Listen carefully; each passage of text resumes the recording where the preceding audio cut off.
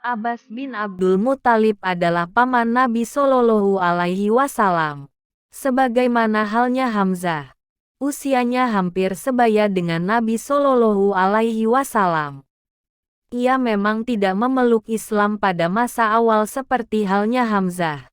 Namun sebagian riwayat menyebutkan ia telah memeluk Islam sebelum Nabi SAW hijrah ke Madinah. Hanya saja ia menyembunyikan keislamannya. Pada Fathul Makkah lah Abbas telah diketahui pasti sebagai pemeluk Islam. Abbas adalah seorang yang cerdas dan diplomatis. Walau tidak secara terang-terangan seperti Abu Talib, ia juga melakukan pembelaan terhadap Nabi Shallallahu Alaihi Wasallam dan Islam. Di awal kelahiran Islam, ketika Abu Dzar Al-Ghifari untuk pertama kalinya meneriakkan kalimat tauhid, yakni syahadat di Masjid Al-Haram, dan kaum kafir Quraisy menghajarnya habis-habisan, tak ada seorang pun yang berani membelanya. Tampillah Abbas dan ia berkata diplomatis, "Wahai orang Quraisy, dia adalah orang dari suku Ghifar. Dan kalian semua adalah kaum pedagang yang selalu melewati daerah mereka. Apa jadinya jika mereka tahu kalian telah menyiksa anggota keluarganya?" Karena perkataan Abbas ini, kaum kafir Quraisy ini melepaskan Abu Dzar. Abbas terkadang menyertai Nabi Shallallahu Alaihi Wasallam ketika beliau berdakwah secara sembunyi-sembunyi kepada kaum pendatang yang sedang melaksanakan Haji Makkah. Puncaknya adalah pada saat terjadinya Bayatul Aqobah yang kedua dengan penduduk Yasrib, Madinah, yang akhirnya menjadi tonggak awal kemenangan Islam di Jazirah Arab. Pada salah satu malam hari tasyrik setelah sepertiga malam yang terakhir, 73 lelaki dan 2 wanita dari penduduk Madinah bertemu dengan Nabi Shallallahu Alaihi Wasallam di Bukit Aqobah. Dalam kesepakatan yang akan diambil oleh Nabi Shallallahu Alaihi Wasallam dan mereka ini, Abbas menunjukkan sikap pembelaan dan perlindungannya kepada Nabi Shallallahu Alaihi Wasallam walau saat itu ia belum memeluk Islam, ataupun sudah Islam tetapi menyembunyikan keislamannya. Antara lain ia berkata, "Wahai kaum Khazraj, sesungguhnya kalian tahu kedudukan Muhammad di antara kami.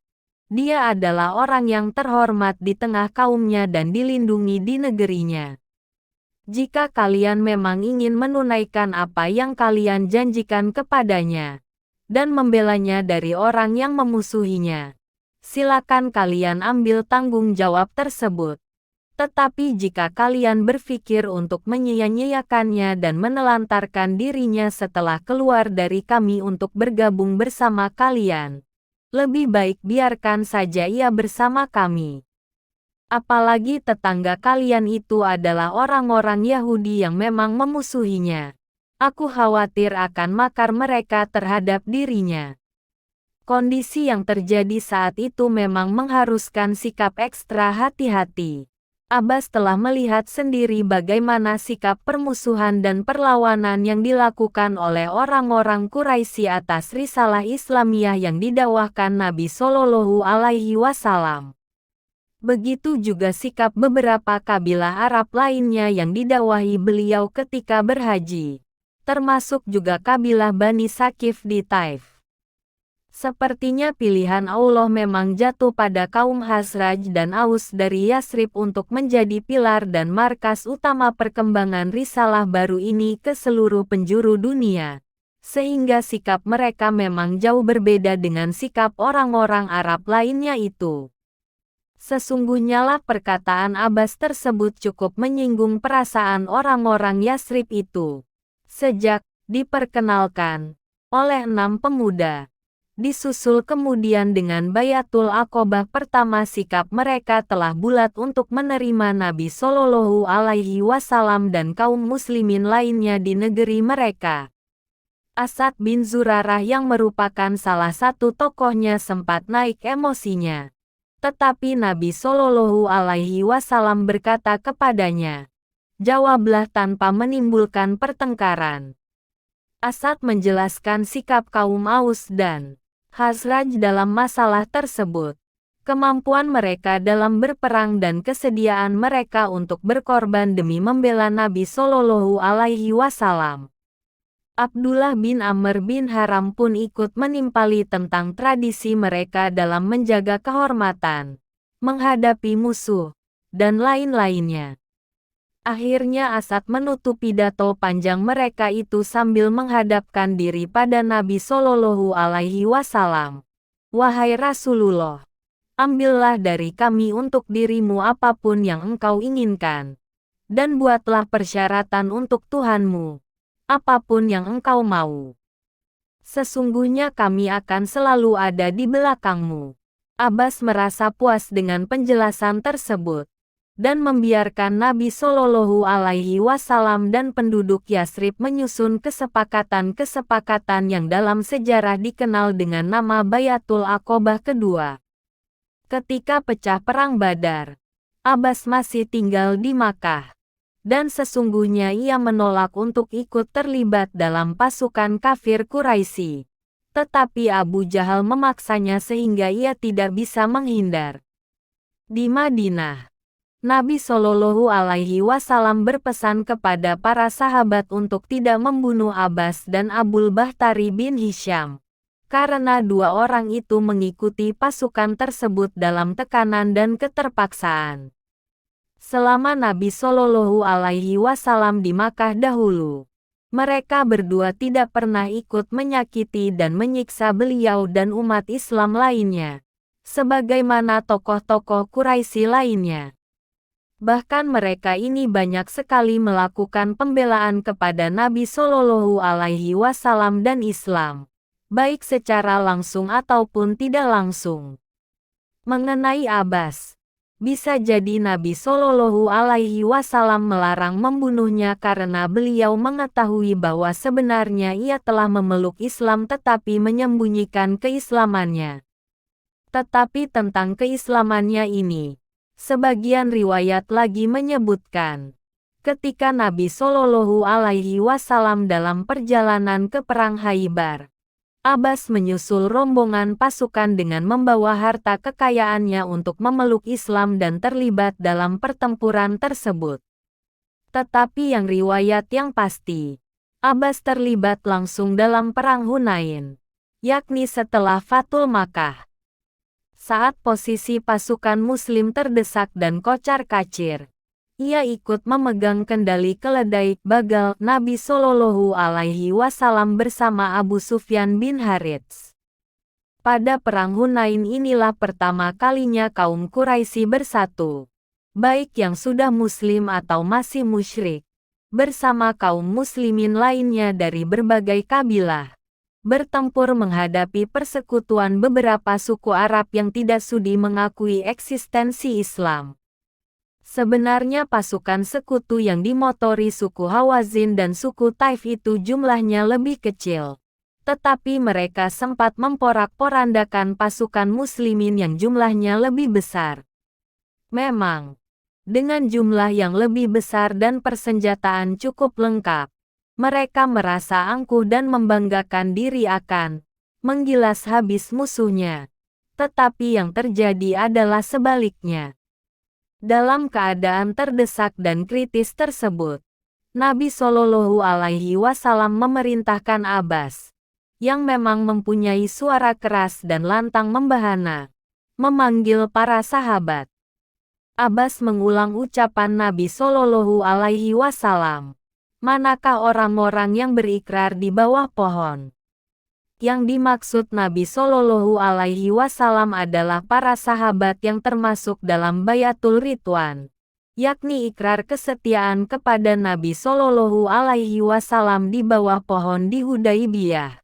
Ketika beliau mendengar kabar kalau Utsman bin Affan yang menjadi utusan beliau kepada kaum Quraisy telah dibunuh. Kebanyakan para sahabat itu memang dari kalangan muhajirin dan ansar awal, as-sabiqunal awalun, yang keimanan dan semangat jihad mereka tidak diragukan lagi. Mendengar seruan Abbas itu, mereka yang dimaksud menerobos kepungan, dan sedikit demi sedikit berkumpul di sekitar Nabi Shallallahu Alaihi Wasallam. Sekali lagi Nabi Shallallahu Alaihi Wasallam memerintahkan Abbas menyeru, "Wahai sekalian orang Ansar." Suara lantang Abbas itu didengar para sahabat Ansar yang terpecah-pecah pada berbagai titik pertempuran. Dan makin banyak saja kaum muslimin yang berkumpul di sekitar beliau, khususnya dari kalangan Ansar. Setelah itu Nabi Shallallahu Alaihi Wasallam turun dari bagal beliau dan mengambil segenggam pasir. Kemudian melontarkan ke arah musuh sambil bersabda, "Dari sinilah peperangan akan berkobar kembali." Seketika itu pasukan muslimin bergerak maju menghadang serangan musuh dengan semangat menggapai syahid fisabilillah, yang pada akhirnya mampu mengalahkan pasukan sekutu tersebut. Suku Hawazin banyak yang terbunuh dan tertawan, sedangkan suku Sakif banyak yang melarikan diri dan bersembunyi di benteng mereka di Taif. Ketika utusan Nabi Shallallahu Alaihi Wasallam untuk berdakwah ke Taif, yakni Hanzalah bin Rabi, ditangkap dan dikurung oleh orang-orang Bani Sakif, Nabi Shallallahu Alaihi Wasallam menawarkan siapa di antara para sahabat yang bersedia menyelamatkannya, dan pahalanya adalah seperti keluar guswah mengikuti suatu pasukan untuk berjihad di jalan Allah. Tetapi beberapa waktu lamanya tidak ada sahabat yang bangkit. Akhirnya Abbas menyanggupi permintaan beliau. Dengan suatu muslihat, Abbas berhasil menyelamatkan Hanzalah dari cengkeraman penduduk Taif, walaupun mereka mengejar dan melemparinya dengan batu. Pada masa Khalifah Umar pernah terjadi kemarau panjang sehingga Madinah dan negeri sekitarnya mengalami kekeringan. Umar mengajak penduduk Madinah melakukan salat istisqa, salat minta hujan, di lapangan sebagaimana pernah dilaksanakan Nabi Shallallahu Alaihi Wasallam. Setelah selesai salat, Umar menarik Abbas ke sebelahnya dan mengangkat tangannya dan tangan Abbas sambil berdoa, "Ya Allah, sesungguhnya kami pernah memohonkan hujan dengan perantaraan Nabi-Mu pada saat beliau ada di antara kami. Ya Allah, sekarang ini kami memohon dengan perantaraan paman Nabi-Mu. Hendaklah Engkau turunkan hujan untuk kami." Belum lagi para jamaah meninggalkan tempat salatnya. Datanglah awan tebal dan turun menjadi hujan di Madinah dan sekitarnya sehingga memberikan kegembiraan pada penduduknya. Para sahabat mendatangi Abbas, memeluk dan menciumnya tangannya sambil berkata, "Selamat kami sampaikan kepada Anda, wahai penyedia air Haramain." Haramain adalah dua tanah haram, yakni Makkah dan Madinah. Dan sejak masa jahiliyah Abbas memang bertugas memberi minuman para jamaah haji yang berkunjung ke Makkah pada musim haji. Dan sebagai penghargaan atas apa yang baru saja terjadi, yakni turunnya hujan di bumi Madinah dengan perantaraannya sebagaimana doa yang dipanjatkan Umar, para sahabat mengucapkan salam tersebut. Suatu ketika di tahun 9 atau 10 dari kenabian, istri Abbas, yakni Ummu Fadl yang saat itu telah memeluk Islam tetapi menyembunyikan keislamannya, datang menemui Nabi Shallallahu Alaihi Wasallam. Tiba-tiba beliau bersabda, "Sesungguhnya engkau sedang mengandung. Jika engkau telah melahirkan, datanglah kepadaku dengan membawa anak itu." Beberapa bulan kemudian Ummu Fadl melahirkan seorang anak lelaki, dan ia membawa putranya tersebut kepada Nabi Shallallahu Alaihi Wasallam. Maka beliau melantunkan azan di telinga kanan bayi tersebut, dan iqomah di telinga kirinya. Kemudian Rasulullah Shallallahu Alaihi Wasallam meneteskan keringat beliau ke mulut sang bayi dan bersabda kepada Ummu Fadl, "Namakanlah anak ini Abdullah. Sekarang pulanglah engkau bersama bapaknya para khalifah." Tanpa banyak pertanyaan Ummu Fadl pulang. dan ia menceritakan peristiwa yang dialaminya bersama Rasulullah Shallallahu Alaihi Wasallam kepada suaminya.